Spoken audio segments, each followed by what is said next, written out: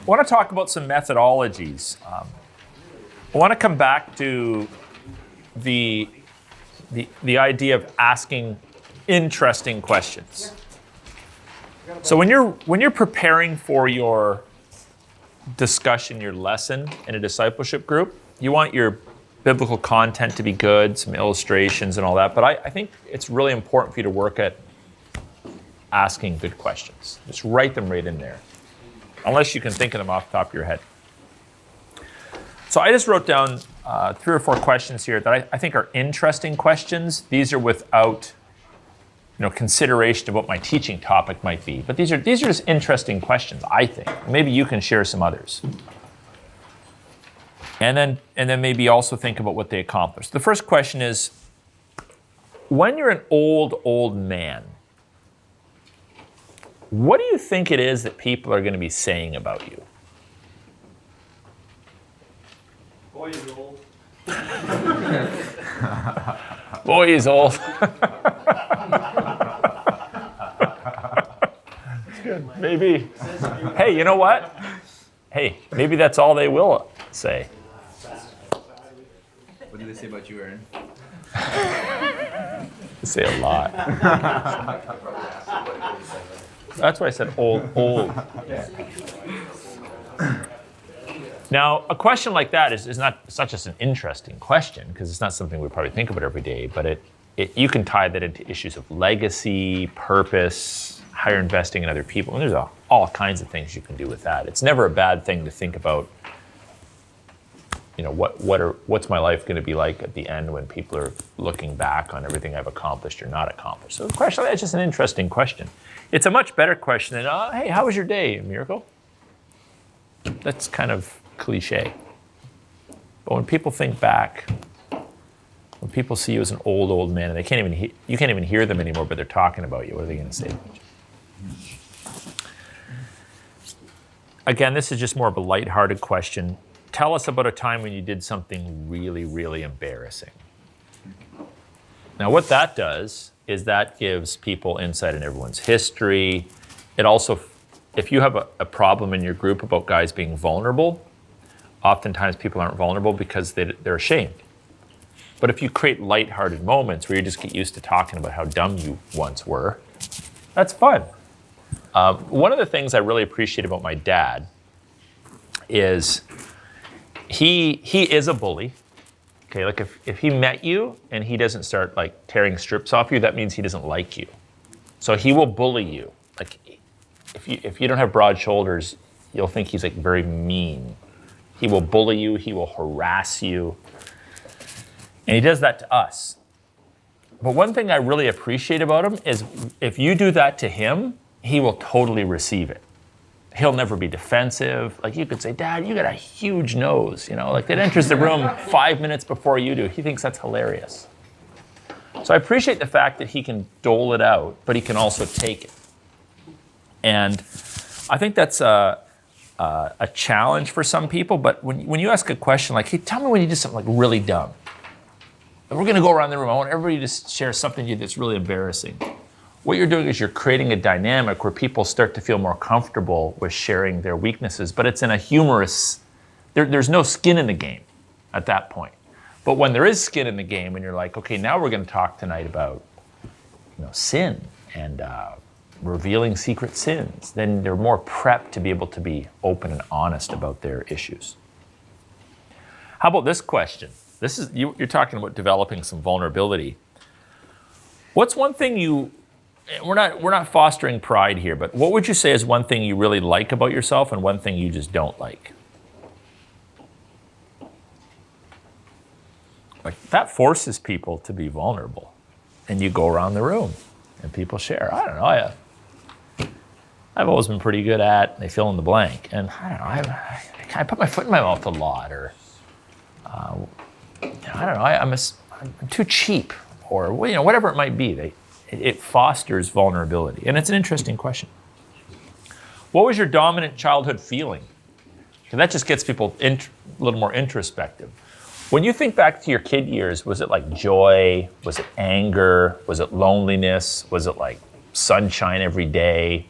What would you say were some of your Or what was your main dominant childhood feeling? Now, some guys can be like, I don't know. So you just give them more time to think about it. Right? So asking interesting questions, really important to accomplish what you might not be able to accomplish in your lesson, but you're still accomplishing the same thing. Then asking direct questions to the group. So if I'm in a group setting, sometimes I might say, okay, Justin, I'm going to ask you a question, and I ask you a question. But other times it might be an open-ended question. Okay, anybody can talk to this point. I'm going to ask a group question. I want you guys to give me some reaction to this statement. Behind every good man is a good woman. Let's just give me some reaction to that. And then you give the guys time to process it. Maybe you're going to talk about relationships that night, but give them time to process it. Do you agree with that? Do you disagree? Is it partially true? Is it wholly true? Does the answer really matter that much if you have differences of opinion? No. But what you've done is you've created a dynamic now where guys are thinking about relationships. Their mind is turned on. And now you can enter into the lesson. Then asking direct questions to individuals. Jack, I'd like you to kind of share with the group, in the last 12 months, what has God been teaching you about prayer? Now, you don't need to answer that, okay?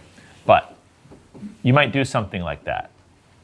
And then, Rob, the last 12 months, you've been in church every week, you've been interacting in our discipleship. What would you say is like one of the main lessons God has been teaching you?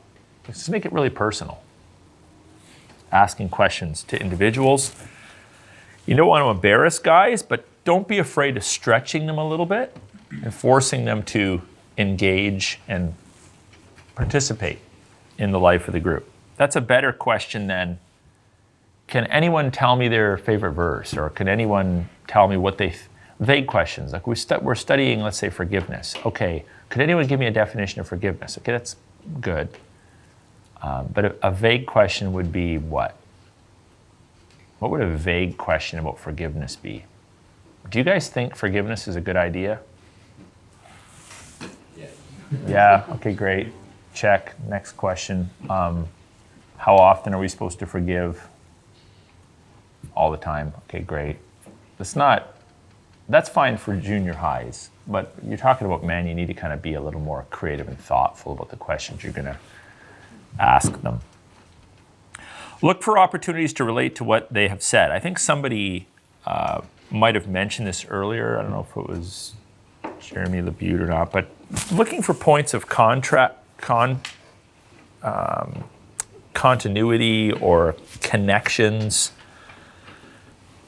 If someone shares something that might be kind of heavy, you could say, you know what, I can really appreciate that because I think I've been there, man. I've been there a few times. Like I know what that's like to really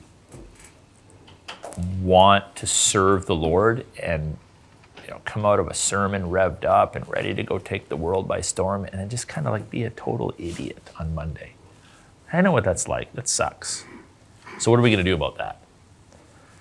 Look for points where you can relate. Not like the one-up thing we were talking about earlier, but to kind of enter into their world and let them know that even though you're the group leader, you don't live in some ivory tower someplace where, everything's always awesome. You have body odor, you fart, you do all the kind of things they do. And, you argue with your wife and your kids aren't always respectful and money's sometimes tight and, whatever it is. Your back hurts. Relating to people and letting them know that you enter into their circumstances. Showing interest in their interests. I have broad interests, as many of you know that know me well. But some things don't interest me. But if they interest another person, and I know like nothing about that, I just start asking questions about it. So what do you do for a living? And they tell me, I think I asked Adam this a couple weeks ago. I said, so what would like a normal day for you look like? Because I know he's an engineer, but I can't picture what he does on a given day. So I just asked them, like, kind of tell me, what would you do in a typical day at work? I'm actually interested in knowing the answer to that, but it also shows him that I'm interested not just in his service in the church, but I'm interested in what he does like 9 to 5, or actually I discovered it's more like 6:30 to 7 or something. Yeah. So showing interest in their interests. Letting them process before jumping ahead to the next point. I'm a big believer in being totally fine with not finishing my lesson if I run out of time.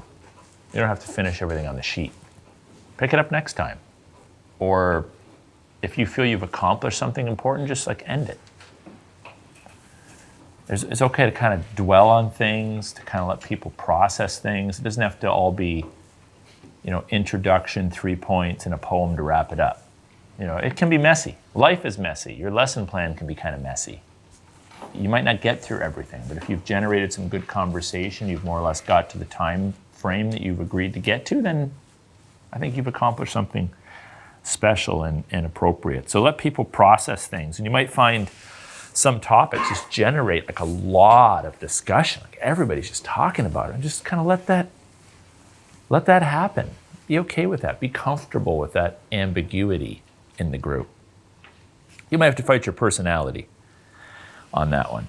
Avoid common cliche questions unless you're not actually interested in the response. So a bad way to start the group would be, okay, how's everybody doing? Like, who's everyone? Did you actually want every person to share that? Pastor gets up and he says, good morning, welcome to Harvest. How was your week? That's a stupid question. Like 300 people are supposed to answer you at the same time? Don't ask dumb questions like that, Chris. No. Not that he has. But it's the same in a group. How's everybody doing? Just say, hey guys, I'm pretty happy that you came out tonight, because that's what you actually mean. You're not actually looking for, don't ask a question that's not a question. Avoid common cliche questions. And again, try to avoid like yes, no questions. Offering resources or pointing them to a person or a book when the person needs help is another way that you can invest in them and generate good group dynamics. So on Sunday, I thought, I'm talking about defending your faith. So I mentioned this Case for Easter book by Lee Strobel. So I thought, I bet you there's some people that are going to want to know how to actually give these kind of answers. So I just recommend a book. And in a group, one of the things I think is really important is not to think of yourself as the guy that has the answers to all the questions that might be asked of you. That's really, really important. So our mentoring ministry we have in the church, when we teach that course on how to mentor people one-on-one, so many people are like, I can't do that because, what if Luke asked me some question about something I've never thought about? Like I'm not a pastor, I'm not a trained counselor. What if Rob, is having marital issues and I'm single or something? Who cares? The mentor is not your library. The mentor just agrees to point you to the library. And the library can be a book, or it can be another person, or a counselor, or a pastor, or someone else in the church. That's all the mentor agrees to. They're going to answer a lot of your questions, I'm sure, but more importantly, they're just going to be there to point you in the direction of where you can find answers to the questions you are asking. And so in a discipleship group, as you're asking these questions and you're getting responses, don't feel that you have to have an answer to everything. Say, I don't know, but I can tell you, I can introduce you to someone that can. Or, I'm not sure how to answer that, but I'm going to tell you this. Next time we meet in 2 weeks, I will have an answer for you. That's awesome. Just showing that you're a fellow learner. You're going to bless them with an answer in 2 weeks. And that's totally fine. Repeating back what you've heard. When you are, I hope I did a good job of that earlier tonight, when somebody might make a statement and I would say, right on. So Carl made a couple really good statements. The defeatist mindset. I'm like, that's a good word. So why would I say as a teacher that's a good word? What am I doing by saying that? You're affirming him. I'm affirming him. I'm affirming the truth of that. And I'm also encouraging him. It's a good word. So you want to affirm. Other times when someone says something that's really good, you repeat it because you want to reinforce the point. A little tip, if you're preaching a Western style monologue, the general principle that all preaching theories agree on, it's put in different ways, but stick to one main topic or thesis statement, or sometimes it's called the kernel of preaching. Other people call it the nail. Some people call it the thesis, the big idea. So to use the nail illustration, how many times do you hit a nail before you drive it into the wood? Well, it depends on how good you are with a hammer. But for Luke, 6-inch spike once, it's right into solid oak. You're going to hit a spike, if you're a carpenter, about 3 times. You're going to drive it, then you're going to set it almost all the way in, and your final one is going to drive it into the surface of the wood. If it's a longer spike, it might take a little longer, right? But in a sermon, whatever you're saying is a strike in the head of the nail. It's driving the point deeper and deeper and deeper. So I think good preaching is actually repetition. You're essentially saying the same thing over and over again. There's going to be a structure to that delivery process, but you are going to have one basic theme. So you tell me, this past Sunday, what was the nail? You don't have to remember my words. I just hope you remember the concept. What was the nail that I preached on this past Sunday? Go and tell. Perfect. Go and tell. So we talked about that. Tell, all through the text. Easter's not just a commemoration, it's a commission, right? So that's the nail. Now, that was a short sermon because we only had 1-hour services. I preached for 30 minutes. But he just wrapped up like 30 minutes in like 3 words. And that's the point. So when you're preaching, when you're teaching, when you're delivering a lesson, you're basically saying the same thing. So why are we always in a rush to try to get to like point 3, 4, and 5? It's all one point. So if I structured my lesson plan as 6 different points, but it's really all the same point, and I only get to point 3, but I've accomplished the driving of the nail into the wood, then that was a successful night. So don't make it your goal to finish your lesson. Make it your goal to drive the nail into the 2x4. And if that happens after 3 strikes, great. If it takes you 6 swings of the hammer, no problem. But you stick to the same point. Another way of developing good conversations is to, and this, what this does is this serves to like generate an enthusiasm for communicating, because you as a leader are affirming something they've already said. So the idea here is when someone makes a comment, you could say something like, that makes sense because I remember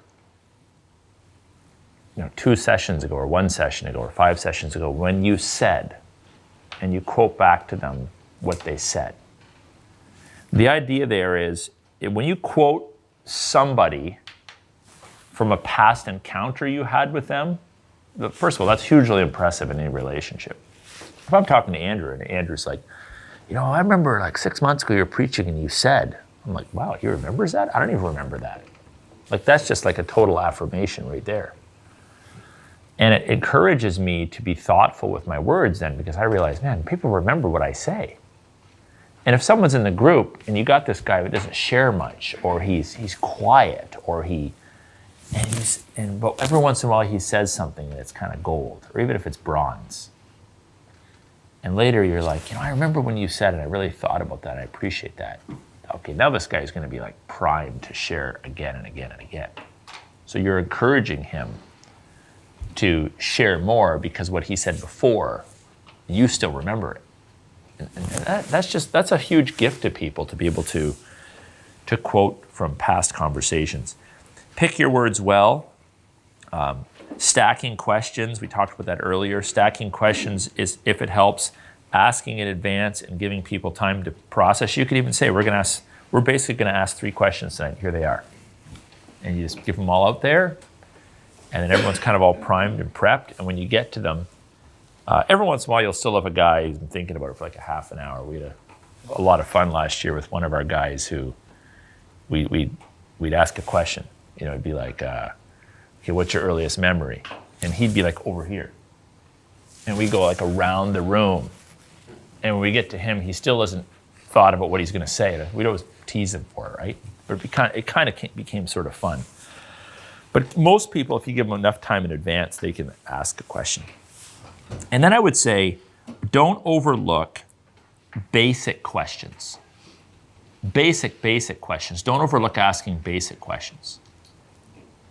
I alluded to that earlier, but I'm going to give you a kind of a sad example. I was in a group once, and we asked a very, very, very, very, very basic question. And I thought everyone's going to like hit this one out of the park. I'm asking this question to kind of get people feeling like they can answer questions. And my question was, what's the gospel? Like, what is the gospel? That's an easy question for a bunch of guys been hanging out with me for like a year, right? One guy had no idea. I mean, we primed him, we prepped him, we asked it from different, no idea. It was shocking to me. This is not a like new to the Christian faith kind of guy. And I thought, man, you know what? I'm asking all these profound questions. Maybe I need to ask some of the most basic questions because maybe I'm overlooking the stuff that they most need to think about. So then we had some exercises where we put a couple guys up on chairs, and one guy would share with the group the gospel, and everyone would like evaluate him. And we basically said, hey, you might feel a little awkward doing this, but better to be evaluated by the guys that are covenanted together with you in your discipleship group than some person on the street you never met. So this is supposed to be a little bit of a stretching experience, but it's going to be a blessing to you. So asking basic questions. And then sharing their testimony. We like to do that in our group. We like guys to share their testimony or portions of their testimony, and we're going to talk about that in our current discipleship group a little bit more. I want guys to be able to put into words their glory story. Like, how did they, whether it's the first time they heard the gospel, the moment of their conversion, or they don't know the moment, the process, or when they finally realized they were a believer. I want people to share their story. These are basic, like old school methods of helping people to enter into a meaningful conversation with the rest of the group. And then I want to kind of talk a little bit about how to affirm good responses. We've touched on this already, but I think it's really important for us to affirm things that have been said that are accurate, more than just yes. Kind of give it a little more emphasis. And then correcting poor responses. What do you do when the guy says something that's just not awesome? So what do you do? So affirming good responses. Here's one thing you could say. You could say like, bingo, or right on. So let's say Chris, I ask Chris a question and Chris gives a golden answer. I could say, Chris, way to go, man, that's good. But I think it's better to say something like, did you guys hear what Chris just said? That is unbelievable. So you're affirming him, but you're also encouraging the rest of the group to step it up, to step up their game, and to work hard at giving good, thoughtful responses. Because we all need affirmation. I don't care who you are. If you say you don't, you're just not self-aware. Everybody needs affirmation. Some people need more. Like some people need to be complimented every 5 minutes. Other people, like twice a year is great. But everybody needs some measure of affirmation. But when I hear someone say something really good, and I affirm that to the group, this is a blessing now to the whole group. Because they step up their game, and the guy that said it feels like, oh, thank you for that. That's good. I've kind of got some like positive attention out of that. Or you can even say something like over the top. It's okay to overspeak. You know what? I'm kind of thinking like maybe I should stop teaching and Chris should take over right now, because that's probably the best thing that was said like all night.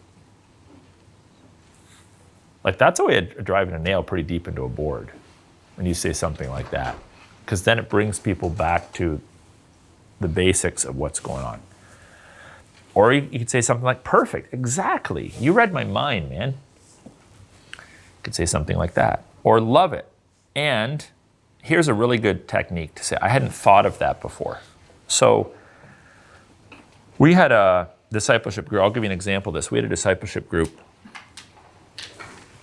on Sunday night on Easter. Susie has a discipleship group, and I have one. Because it was Easter, a lot of people are away, so we combined them. We were like guys and girls. We've never done that before, but they were together. And we just had like a sharing of Easter, like share some things that we've learned from Easter's, the different Easter experiences over the years. And one of these young girls said something I've never even thought about before. And I told her that. That's just incredible. She said, I don't know if I can put it into words, but she basically said, when I was growing up, she made a comment about a comment I made on Sunday, and I said, where do we share? We share in our clinics, we share in our schools, we share in our coffee shops. Do you remember that? I'm like, we share everywhere. And she's like, that struck me because when I was growing up, we had to dress up for church. Now, many of us grew up in churches where we dressed up for church, but the reason why we don't like dressing up for church as much is because we're like, well, why are we dressing up for church then, but we're not during the week? But she said, when I dressed up for church, it kind of created in my mindset a divide between the secular and the sacred. Like you dress differently when you're in church. So, you're focused on God and the gospel, but when I went out into the world and I was dressed in regular clothes, it felt like a sacred environment because I wasn't dressed the same way that I was for church. And so I was less likely to share my faith because it almost didn't seem like the right venue to do it because it wasn't a sacred venue. I've heard people put that in different words, but the way she said, I never thought about that way before. And I was blessed by that. And it's like old enough to be my daughter.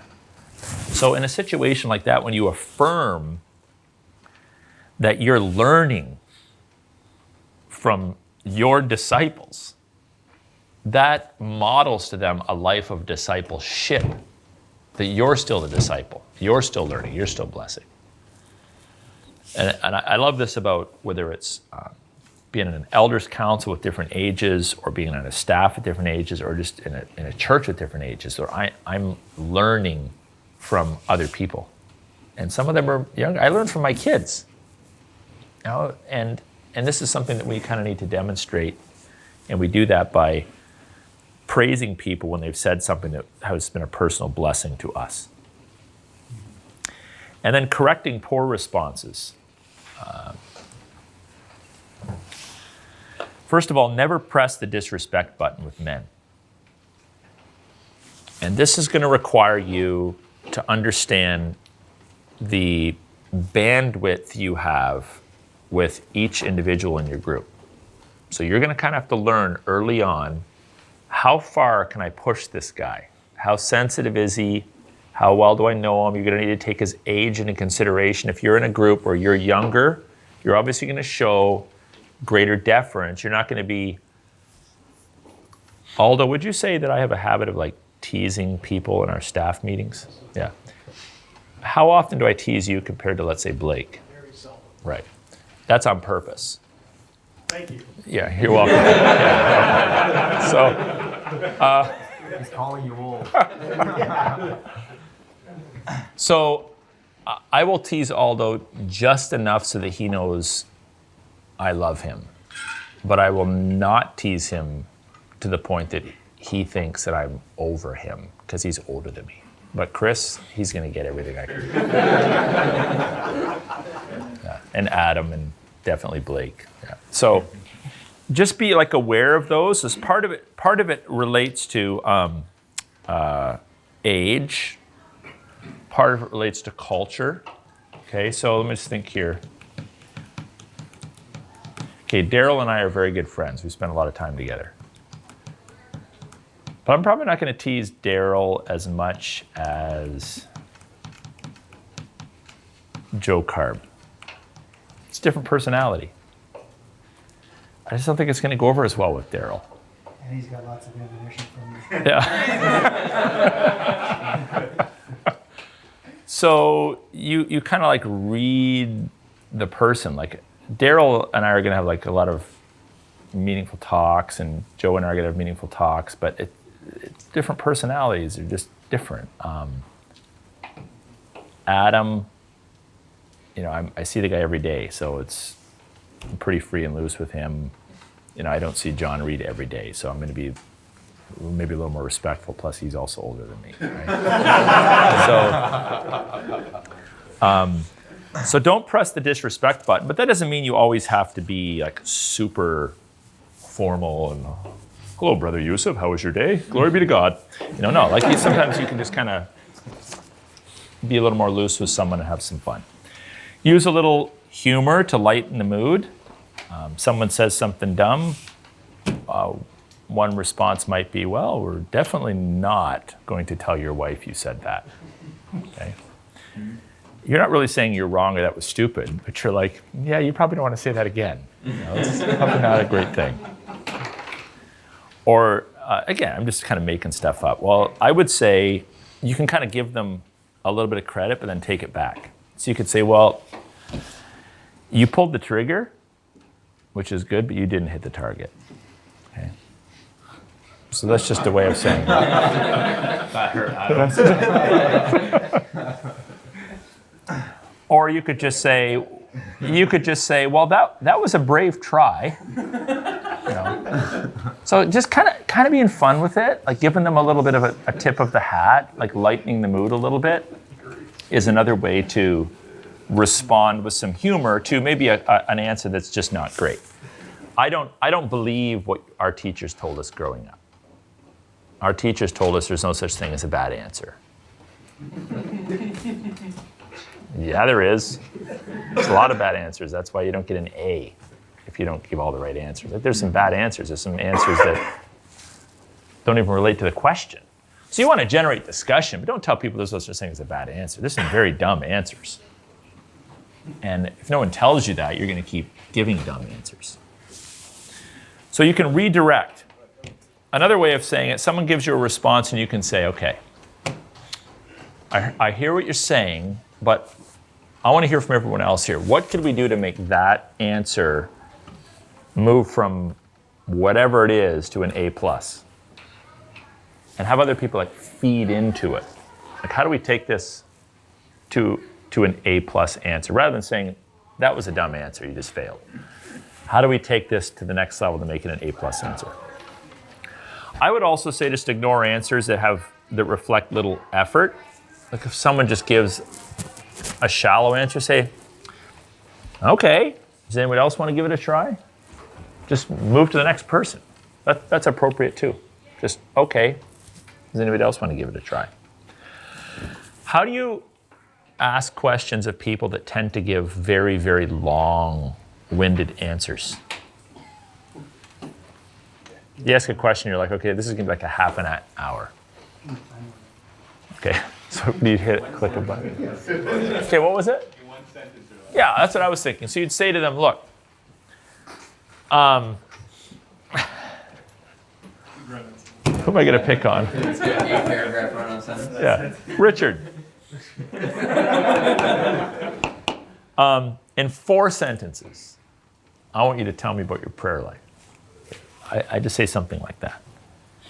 And then if he's getting into 6 or 7, just say, I thought we said 4. So you can do that if you kind of think that a person is going to be a little bit verbose. Those, overall, what I would say is in a group of men, you don't want anybody to leave feeling shamed. That's really, really important. You don't want anybody to leave feeling shamed or feeling like they were ridiculed. That's not going to go well for you. It's not going to go well for that person. And we do not treat other men like we treat children. You have to respect them.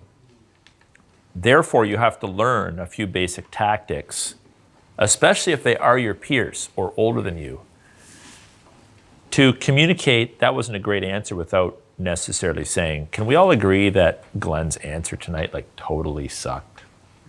That's probably not a great move, right? Unless it's a totally hilarious thing and it's going to go over well. But all these other tactics I think are really important ways of moving from a bad answer to encouraging people to give a good answer. What you do not do, we used to call it a facilitation of ignorance. When I was a kid, like in the 80s, early 90s, there was this common way of doing Bible studies in churches. And it was always the same way. We'd open our Bible and we'd read a verse or two or whatever, and we'd say, okay, what does everybody think about that? And then Les would share. Okay, thanks, Les. Ian. Right. Jack. Right. Well, they could be saying things that are totally contradictory. But we're just, yeah, oh, hey, thank you for sharing. Thanks for sharing. Thanks for sharing. That's called a pooling of ignorance. We don't want that. We want to ask good, solid questions that lead toward the desired result. We want them to learn whatever it is we're teaching. So tonight is not about how to study your Bible. We'll do that some other time. But tonight is about how do I create the dynamics to make the study of Scripture, whatever it was we're studying, helpful. And these kinds of questions are group dynamics. You keep these in mind, and you'll be able to move your group forward into greater health and therefore greater success in glorifying God and making disciples. Why don't we just we're a little bit over time, but I don't have any other material for you that I'm planning on sharing, but maybe 3 or 4 Q&As, any questions or answers, or even comments you want to share with the group before we go. Yeah, Jack. I just want to ask, in order to be a leader, you must be a member here, right? Yeah. Yeah. For accountability. For sure, yeah. Yeah. How much would you recommend So go ahead, Ian. adjusting your teaching style to better match the learning styles of the people in the group? I think you should. If you're familiar with different teaching styles, I think you should adjust to the group. Now, you might have like 5 different learning styles in the group. So in some ways, you also have to be comfortable. You want to make sure you can do a good job to your ability. So if you're not familiar with 8 different teaching styles, then just do the one that you think is best. But be just generally sensitive and discerning about the people in your group and how they're learning or not learning. There's a lot of learning styles. We talk about people that are more kinesthetic, but people also need to learn to listen. So I tend to be more of an oral teacher. I teach and I interact. I don't do PowerPoints. I don't do slides. I did all that. I'm just not into that. So I have my own style. I prefer to talk and be content oriented. But I know some people would prefer more exercises and visuals and all that kind of stuff. I'm conscious of that, but I also try to work hard at making my words interesting enough that I can still appeal to those kinds of folks. Yeah. This may be a big question, but what's your opinion on keeping people accountable and holding them accountable in a substantive way as opposed to, somebody wants to share something and then you say, and you sympathize and you pat them on the back, pray for them, and then go on their way and do the same thing this week? Yeah, well, we just tell people that accountability is the willingness to take someone to the wire. And I don't feel compelled to be the only guy keeping them accountable. So we break off into prayer groups, and I think there's a lot of accountability going on behind the scenes. But all that flows out of vulnerability and honesty and humility. If you're in a discipleship group, unless someone threw you into it or you're forced into it, the basic assumption is you want to grow on some level. Somebody might want to grow a lot, somebody a little, but you want to grow. So we're just going to hold you to your word. We want to be a blessing to you. We also want to be long-suffering. Like, people don't change overnight. This isn't high school, where Bobby and Sally break up and they're back together a week later and you're like, why'd you get back together? Oh, the person totally changed. Well, they didn't. People don't change in a week, a month. It takes a long time. So we exercise long suffering, but we want to see some desire to move forward, and then we just pour on the grace. But definitely, let's say we have a covenant in our group where you got to show up X number of times. If people stop showing up, we have a conversation with them about that. And then there's even some threats. You better come or you're out. So yeah, that's what I have to say about that. Yeah. What do you do with people also in some circumstances where maybe someone's answering a question or giving a response, and maybe it's not bang on, or maybe it's close, but somebody else kind of jumps in and maybe calls them out or says it's wrong or says something, but not in a manner that is maybe disrespectful, or It is disrespectful? It may be disrespectful Yeah. for that person, or that person can't handle, Right. like you're saying, criticism. Yeah. Being able to, so without that person leaving. Right.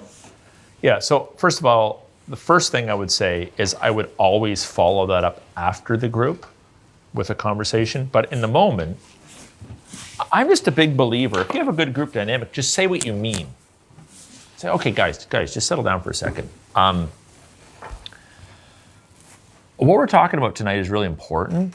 And obviously, a couple of you disagree. And that's fine. We don't have to agree on everything. But I just really think it's super, super, super important. Did you hear me on that? What word did I use? Super important. For us to work really hard at being respectful. We want to engage each other, but we never want to speak in a way that shuts down conversation and dialogue, right? So can we all just kind of like recommit to that right now? Can we do that? And then you get back to whatever it is that you're doing. So I wouldn't allow it. The worst thing you can do is allow it to be an awkward moment that no one speaks to. Well, that was kind of weird. It happened tonight? It's so weird. No, just don't let it be weird. Don't let it be awkward. But I wouldn't attack the guy. I wouldn't say, Justin, come on, man, like stop being such a jackass. I wouldn't say that. But I would make it very clear that kind of reaction is not helpful or healthy for the group. Yeah.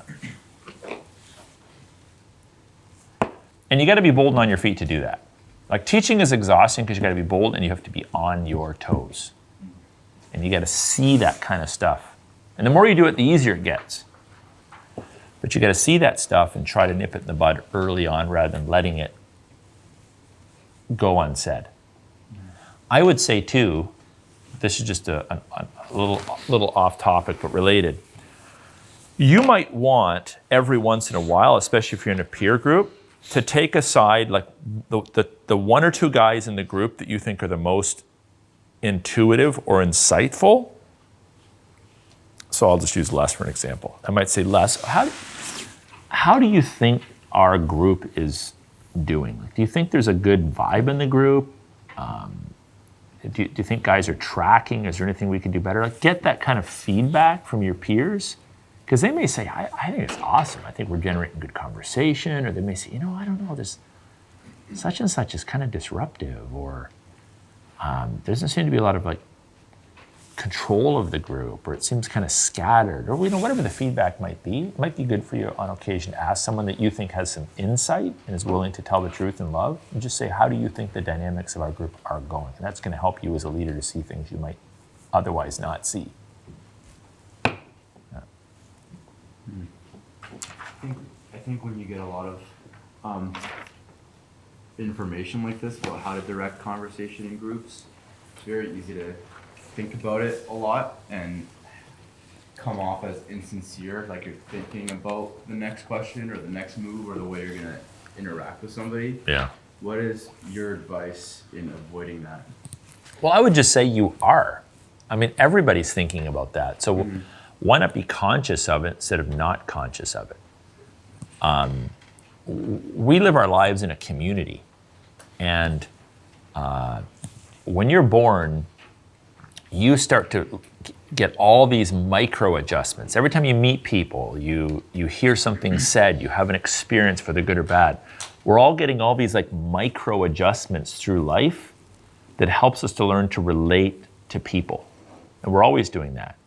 So a lot of my behavior is learned behavior. It's not natural. It's learned behavior. How fast to speak, how slow to speak, how to be intense. After you're like, why did I say that? I'm not going to say that again, or I should have said that more clearly. There's all these micro adjustments going on. And this is why I'm a big believer in people being in relationships, because we're always making these micro adjustments. And generally, if you meet people that are kind of weird or socially awkward, it's because they're not in enough relationships. They're not getting those adjustments. They're not picking up on the social cues and clues. So one thing maybe to settle your mind though, Yusuf, I would say, having heard it, okay, so you're hearing it almost like in a mechanical, point-by-point list kind of way, and that's not how life works. What you're not gonna do is go into a relationship and try to remember the list. So that's why earlier I said you wanna take the list and move it into the realm of a concept or a value. And then when you're in that moment, you're gonna act out of that concept or the value that you've already embraced, and that's gonna shape your unique response. So you don't need to remember my list. So for me, I didn't start with these lists. I started with kind of doing it, but in teaching it to you, I had to put it back into a list to communicate it to you so that you could get the concept. But then you're gonna go out and just put those general concepts. So again, you're going to go out of here and you're going to be like, okay, when I'm in a group, I'm going to be a little more thoughtful of personalities. I'm going to be a little more careful with my questions. I'm going to try to help create a certain group dynamic. But I'm not going to try to remember everything that Aaron said, right? So we teach it, but you also have to catch it. And if you catch it, then you're going to be able to put it into practice in a much better way. Yeah. And make your own adjustments along the way, because you're all different personalities. All right, I think we'll end there.